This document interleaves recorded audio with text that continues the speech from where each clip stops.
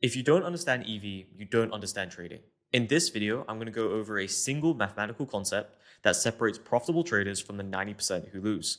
It'll impact whether you'll build or blow up your account, whether you'll make or lose money over the next 100 trades, and whether you'll build consistent profitable strategies or keep gambling. The reality is most newer traders have never heard of this concept. I know in the first year of my trading, I definitely hadn't. And those who have often completely misunderstand it. And in case you're wondering, no, it's not technical analysis. No, it's not good psychology. And it's not even risk to reward. It is otherwise known as expected value, also called in short EV. It's one of the most important concepts in all of trading.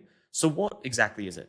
Well, here is the general formula in case you just want to see that straight away, but I'm going to actually offer you a game instead to clearly describe how this can be played out. So imagine I offer you a choice between two games you can play, game A and game B. Both of these are endless games, meaning that you can keep on playing them.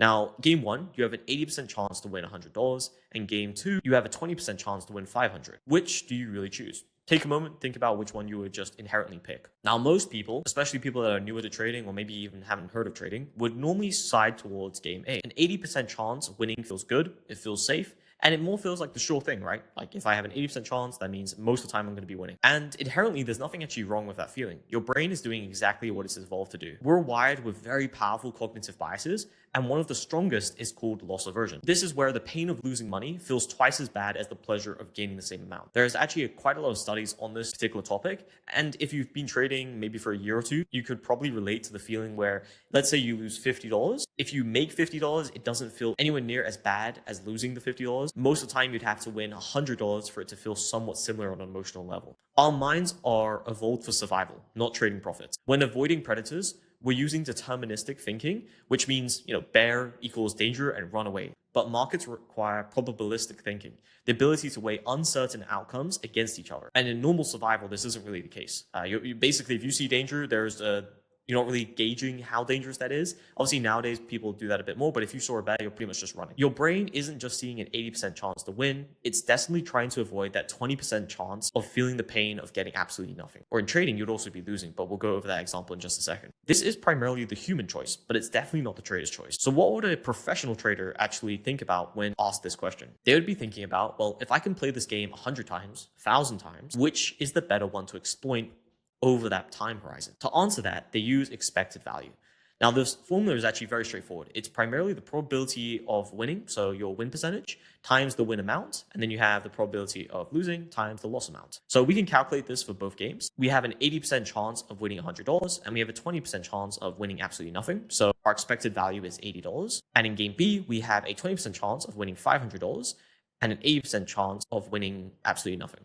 So our expected value is $100. Now, game B actually has a higher expected value, even though you'll lose 80% of the time. This is also why strategies like trend following normally compound or have higher returns than strategies like mean reversion that have a higher win rate. While mean reversion is often a more stable equity curve, meaning it is less volatile, you're not going to be able to compound as hard as something like a trend following strategy where you can get very big outsized winners that often mean they have higher expected value, at least in trend following. Now, in an ideal world, you could actually play both of these games and combine them and have like a little portfolio. That would be the best move. But if you only had to play one, technically game B is the better choice here based on expected value. Now, to further link this to trading, we need to take account of one key thing, right? In trading, you can actually lose money.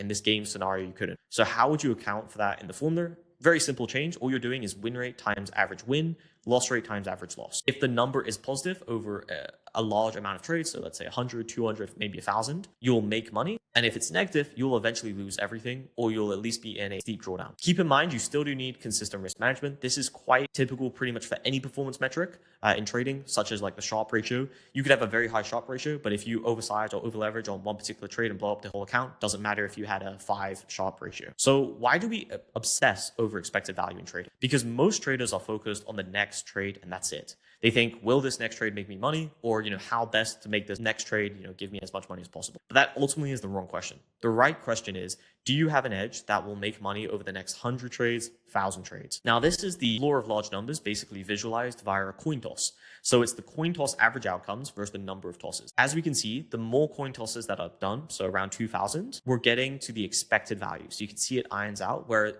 a coin toss for the most part will be at 50% on either heads or tails. But at the beginning, so when you have a very low sample count, there's huge variance, meaning that you could get 4 heads in a row or 5 tails in a row, etc. But if you did a long enough amount of trades or samples in this case, you're going to get to that expected value, which is about 50% for a coin toss. And this is very important because trading isn't a single bet, it's a career. Over the years, you'll place hundreds of trades, and if each trade has a negative expected value, those small losses will compound relentlessly. This is why expected value is pretty much everything in trading. It's not about being right on your next trade, but it's about having the mathematical edge that ensures profitability over the long run. Without positive expected value, you're not trading, you're simply gambling with a negative edge over the long term. And ultimately, the house will always win. Now, check out the first link in the description if you want to learn how to build strategies with positive expected value. But I thought I'd make this quick video because I see a lot of people misinterpret what expected value actually means. And ultimately, with expected value, you need a solid amount of samples and you want it to be systematic, meaning that you have criteria that is being listed out. So it's a repeatable action.